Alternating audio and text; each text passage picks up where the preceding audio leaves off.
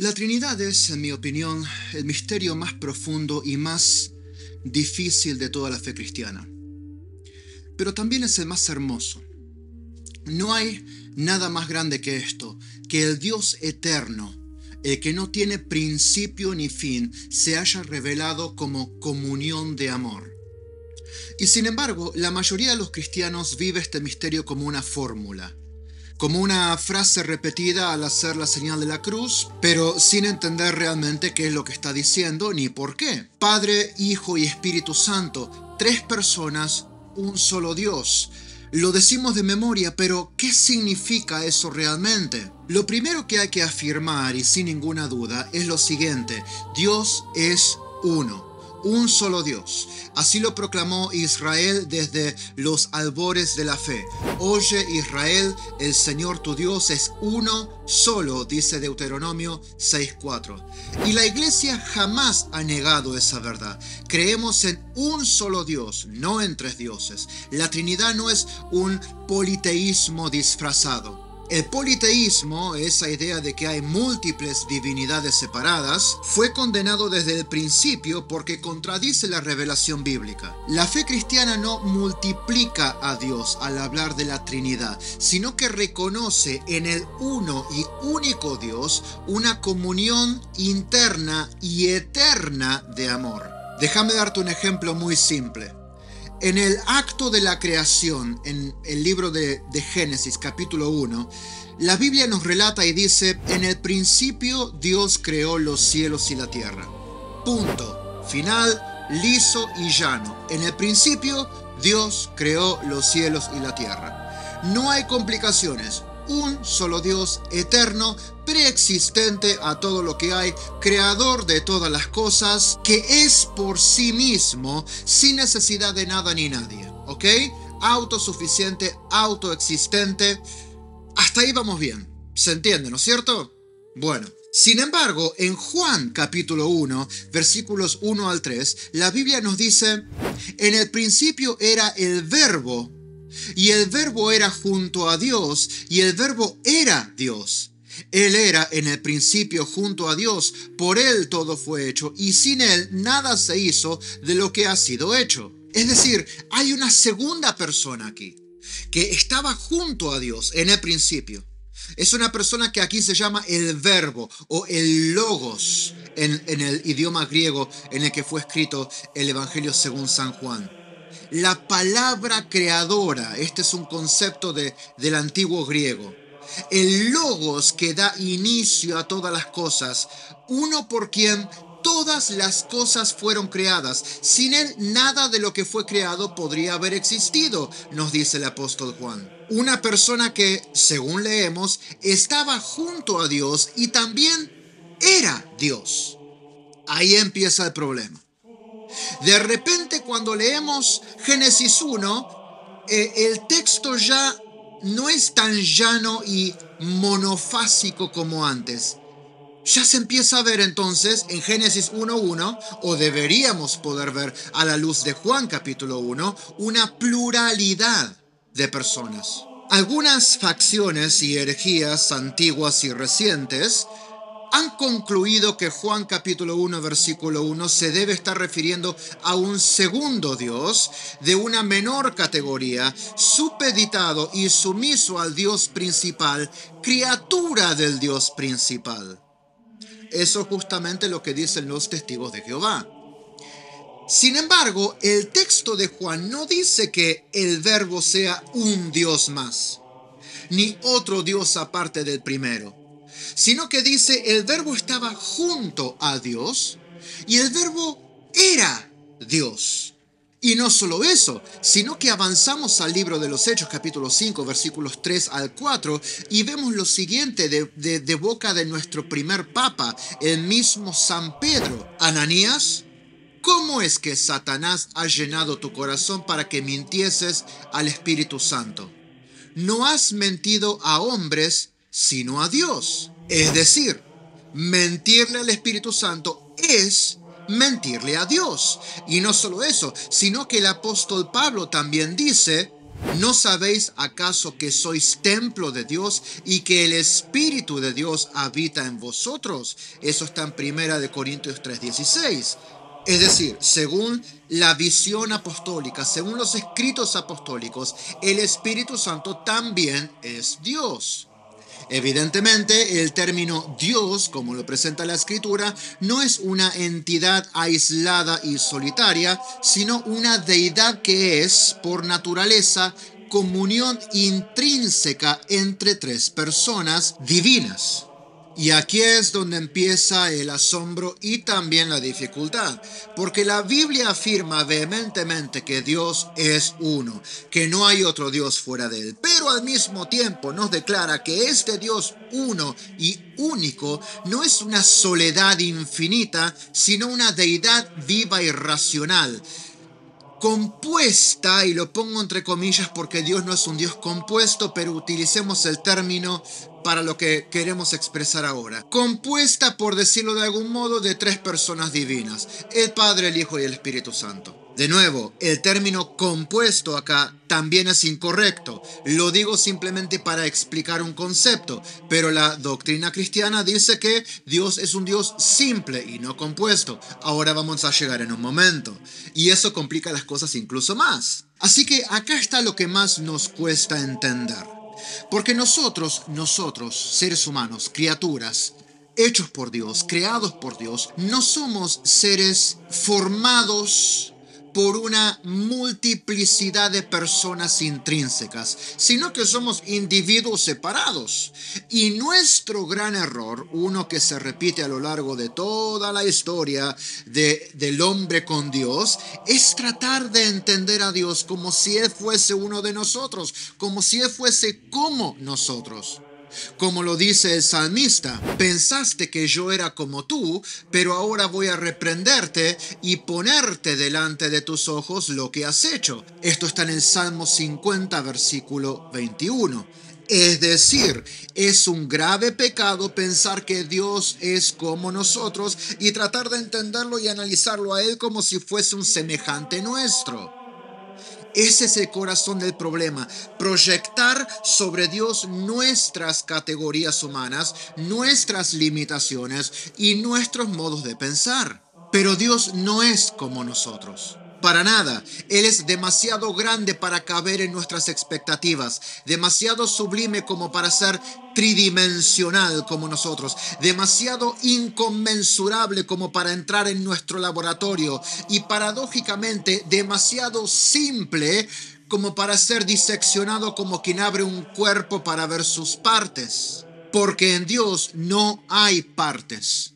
Eso es lo que la teología llama la simplicidad divina. Dios no está compuesto de elementos ni dividido en porciones o facetas. Él es uno en su ser, sin mezcla ni fragmentación. ¡Wow!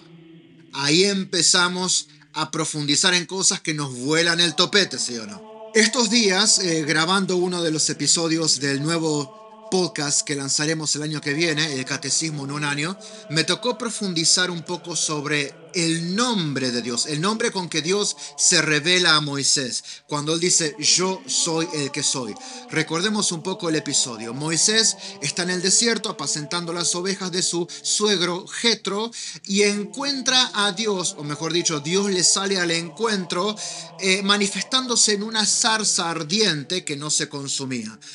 Moisés se sorprende por lo que ve, se acerca a la zarza que estaba ardiendo, Dios le habla y lo manda a Egipto. Y la primera objeción de Moisés es: si yo voy a los hijos de Israel y les digo, el Señor me ha enviado a ustedes, y me preguntan, ¿y quién es el Señor? ¿Cuál es su nombre? ¿Qué les voy a decir? Y Dios responde y dice: yo soy el que soy. Hay algo muy grandioso en ese nombre. Dios está diciendo, entre otras cosas, no hay nada en la creación con lo que puedas compararme. Yo no soy como el gusano que se arrastra en la tierra, ni como el serafín que está en mi presencia. Yo no soy como nada que hayas visto, como nada que hayas experimentado. Yo no soy como nada que veas en la creación. Nada ni nadie es como yo. Yo soy el acto mismo mismo de ser. Y eso debería hacernos pensar cuando hablamos de la Trinidad. Si te cuesta aceptarla, capaz que no es una cuestión de que tu entendimiento no llega a comprenderlo en toda su plenitud, sino capaz que problemas que vos querés hacer que Dios sea entendible según tus propias expectativas y tu propia experiencia humana. Y así la cosa no va a funcionar. Por eso, cuando hablamos de tres personas, no estamos hablando de tres pedazos de Dios como nosotros nos imaginaríamos, ni de tres centros de conciencia separados, sino de una única realidad divina que existe desde siempre como comunión perfecta. Dios es distinto de nosotros. Y ahí volvemos al punto central de nuestro estudio que empezamos en el episodio anterior de la Trinidad. La Trinidad no nace de una especulación abstracta, sino de la experiencia histórica de la autorrevelación de Dios. Los apóstoles no partieron de un sistema filosófico, partieron del encuentro con un Dios que actuaba como Padre, que se encarnó como el Hijo y que los llenó de vida por el Espíritu Santo. Por eso, el misterio trinitario no es una teoría sobre Dios, sino la historia real de cómo Dios se acercó a nosotros para compartir su propia vida. Durante siglos te han repetido la misma historia, que Roma se desplomó bajo su propio peso, que la iglesia se hundió en corrupción y que la verdad quedó enterrada, hasta que 1500 años después, un monje iluminado decidió rescatarla. Suena convincente, suena heroico, pero también suena sospechosamente conveniente. Porque la historia real, esa que está escrita en los padres de la iglesia, en los concilios, en la sangre de los mártires, cuenta algo muy distinto. La fe nunca se apagó, la doctrina nunca estuvo perdida, y la iglesia, con todos sus pecadores, jamás dejó de ser la esposa de Cristo. Aquí no venimos a repetir cuentos de propaganda. Aquí abrimos los libros, las escrituras, los documentos y dejamos que hablen por sí mismos. Bienvenido a Catolicismo sin filtro, donde los mitos protestantes se caen solos y la verdad católica resplandece, aunque incomode.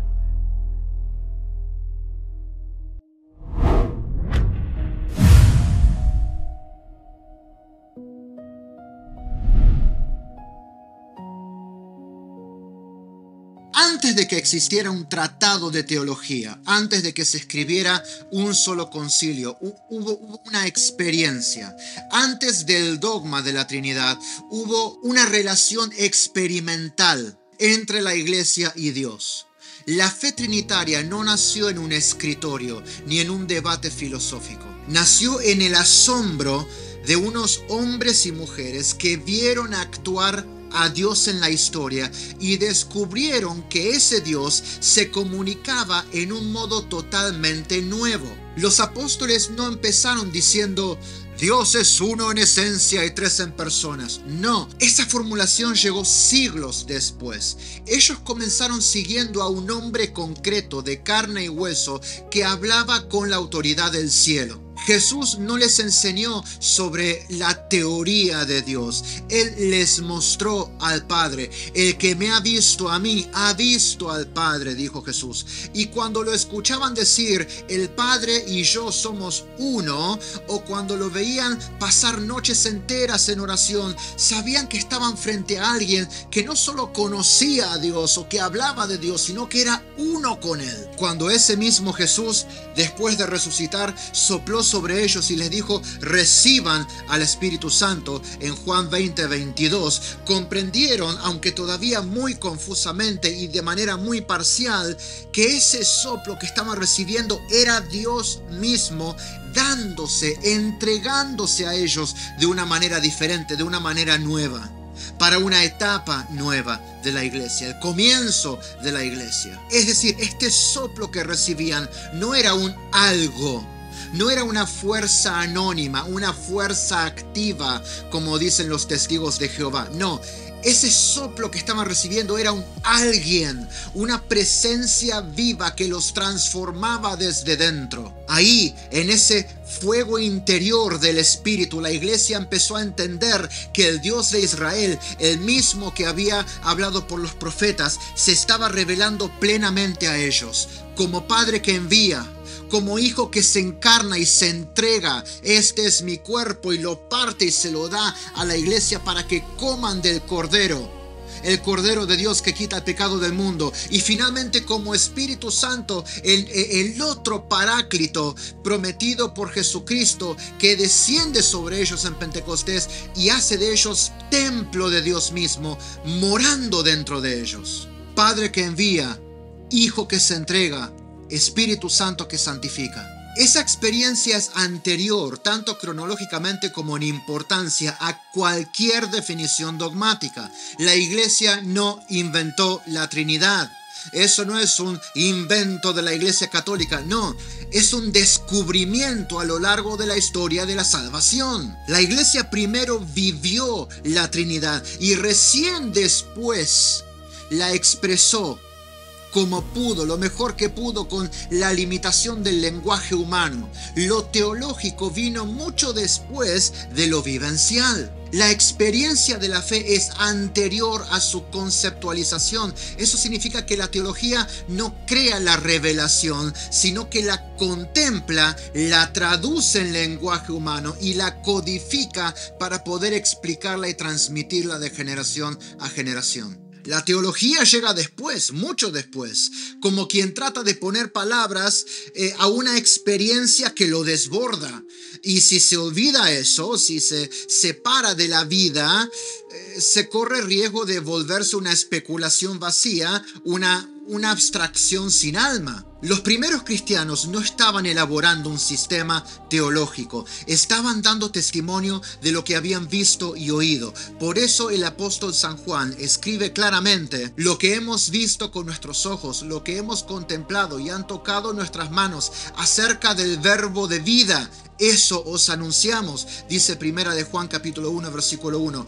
Esa es la raíz de toda teología, el encuentro, la experiencia vivencial. La Trinidad no es un concepto, es un encuentro con el Dios vivo, un Dios que actúa, que se comunica, que se revela en la historia concreta. El Padre que crea y llama, el Hijo que entra en nuestra carne y que da su carne cargando nuestra cruz para redimirnos de la tiranía del pecado, y el Espíritu Santo que habita en el corazón de los cristianos y nos hace llamar Abba Padre. Por eso toda comprensión de la Trinidad comienza con la experiencia y culmina en la adoración. Como lo decía San Gregorio Nacianceno: apenas concibo al uno y soy iluminado por el esplendor de los tres.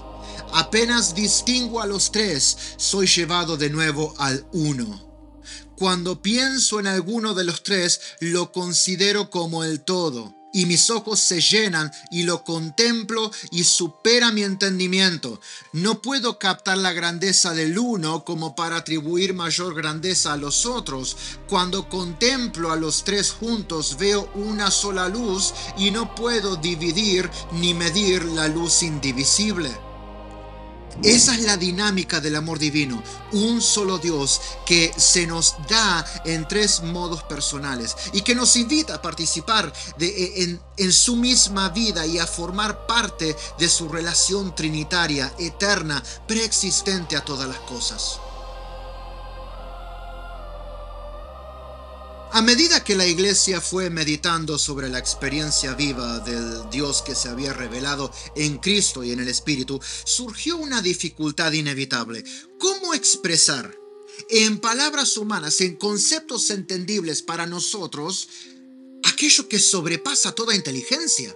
Como dijimos en el primer episodio de la serie, es como que estamos levantando el capó del auto para ver la mente interna de Dios, o cómo Dios funciona en sus entrañas, si se puede decir entrañas. Estamos tratando de mirar adentro de Dios para comprender cómo funciona algo imposible. Entonces, ¿cómo podemos codificar esto para explicarlo? Así que Ese es el llamado problema sistemático de la teología trinitaria.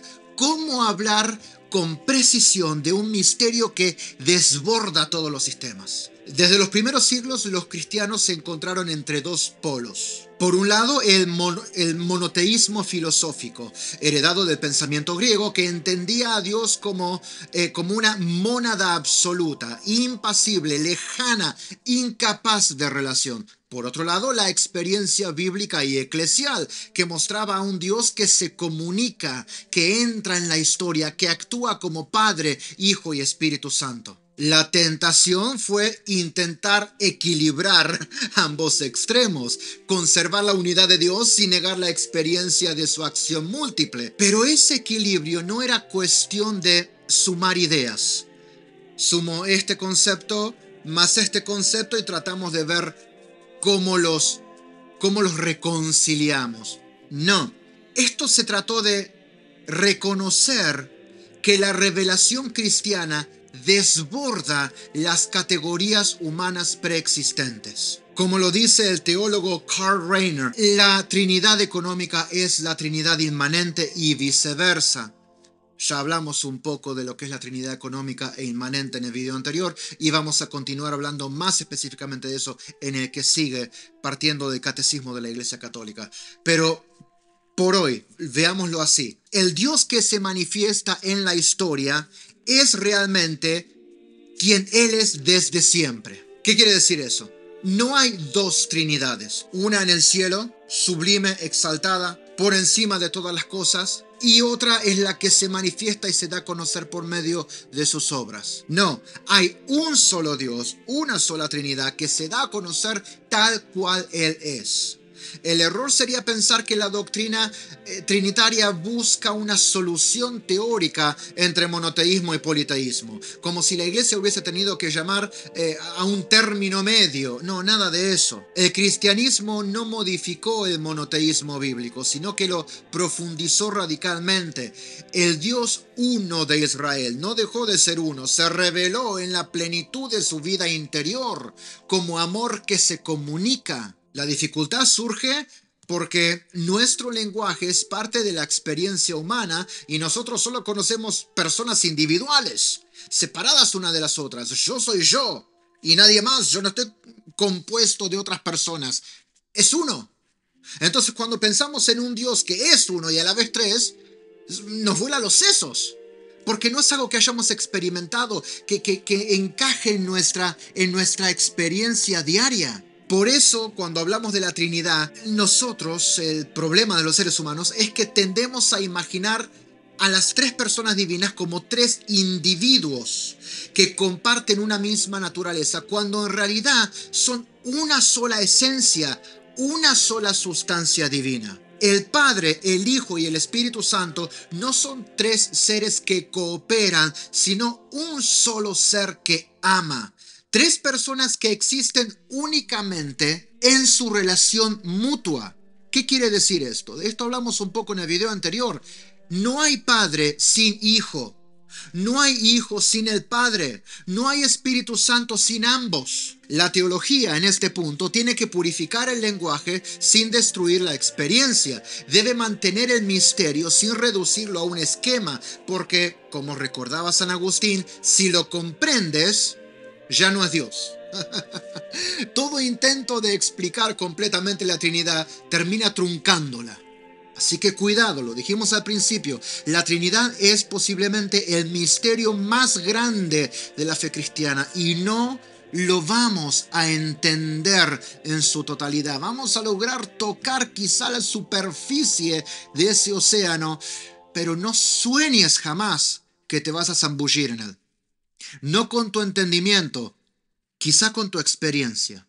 Podés experimentar la Trinidad, aunque tu mente no logre entender lo que estás experimentando. Por eso el verdadero problema sistemático no está en resolver el misterio de la Trinidad, sino en guardar la fidelidad entre la palabra y la experiencia, entre lo que se cree y lo que se dice. La Trinidad no se inventa para que cierre el sistema. Tenemos de un lado los unicitarios, de otro lado los que dicen que tienen una experiencia múltiple. Bueno, en este sistema cristiano tenemos que unificar ambas cosas. ¡Oh, Trinidad! No, la Trinidad no se inventa para que dos ideas opuestas concuerden y cierren, sino para confesar lo que siempre se ha vivido, que el uno y único Dios se ha dado a conocer como comunión de amor. Y esto tiene una consecuencia decisiva.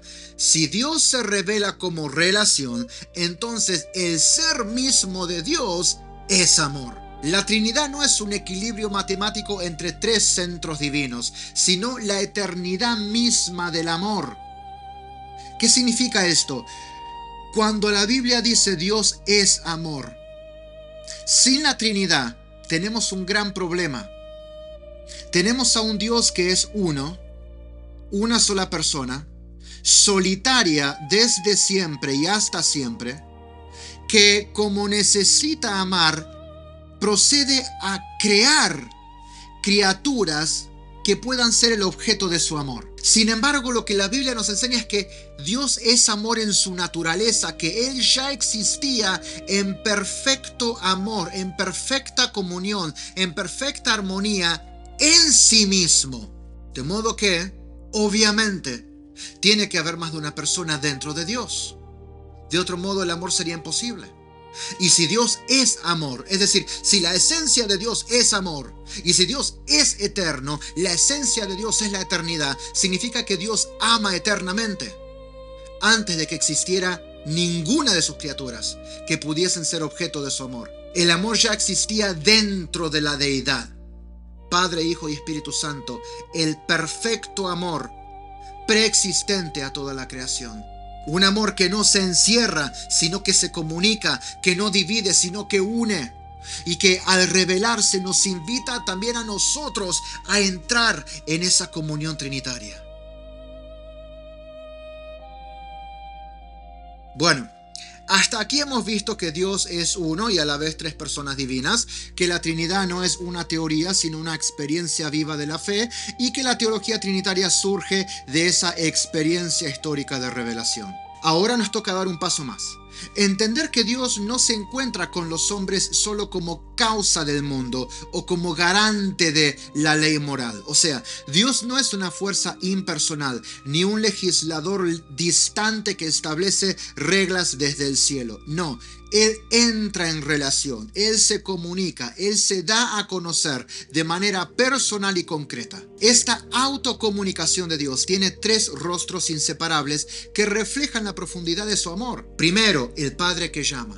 Desde la creación hasta la historia de Israel, Dios se dirige al hombre, llama a Abraham, a Moisés, a los profetas y finalmente nos llama a cada uno de nosotros en nuestra vida concreta. La llamada del Padre no es coercitiva, es una invitación de amor al amor, a la alianza, a la comunión. Es la voz que nos atrae hacia Él y que nos permite descubrir nuestra dignidad como hijos. Segundo, el Hijo que se entrega. En Jesús, Dios no se limita a hablar ni a enviar mensajes. Entra en nuestra historia, se hace humano, comparte nuestra carne, comparte nuestra vulnerabilidad, comparte nuestras limitaciones. Su entrega culmina en la cruz, que no es solo un acto de justicia o sacrificio, sino la máxima expresión de amor y autocomunicación.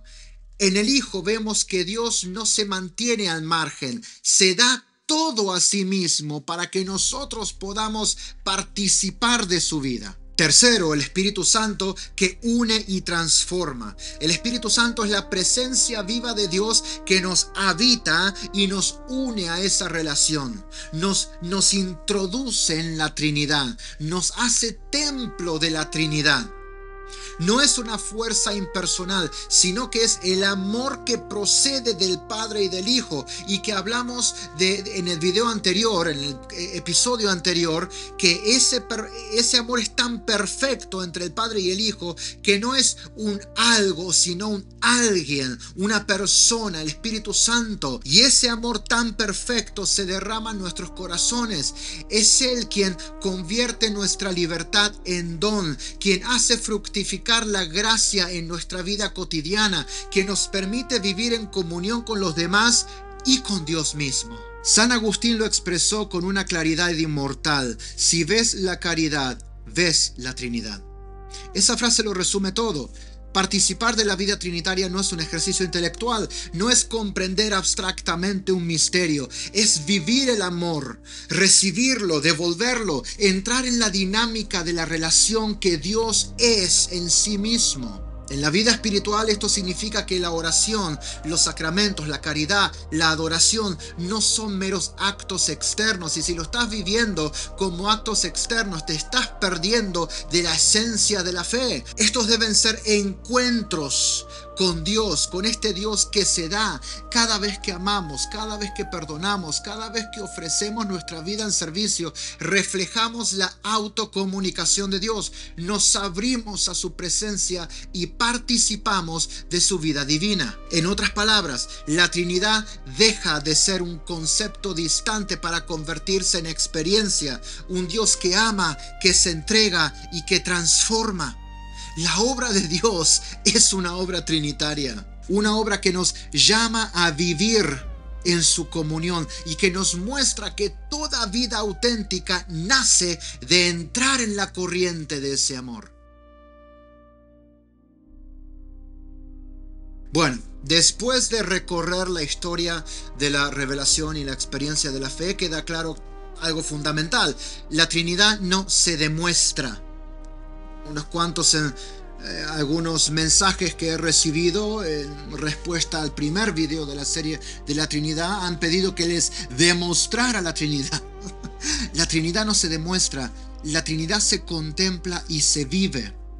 No es un acertijo intelectual que podemos resolver, ni un concepto que podamos reducir a fórmulas. Es un misterio de amor que se revela en la historia, que se comunica a los hombres y que nos invita a participar de su vida. Como dijimos antes, la teología no inventa la Trinidad, sino que la descubre en la historia de la salvación. Cada palabra del Antiguo Testamento, cada acto de Jesús, cada soplo del Espíritu Santo es un testimonio de ese misterio. La doctrina trinitaria no es un invento humano, es la verdad que brota de la experiencia de Dios mismo, dándose a conocer y entregándose a sí mismo por amor, y sellando a los suyos, transformándolos y santificándolos desde dentro. Y aquí llega el desafío final para todos nosotros.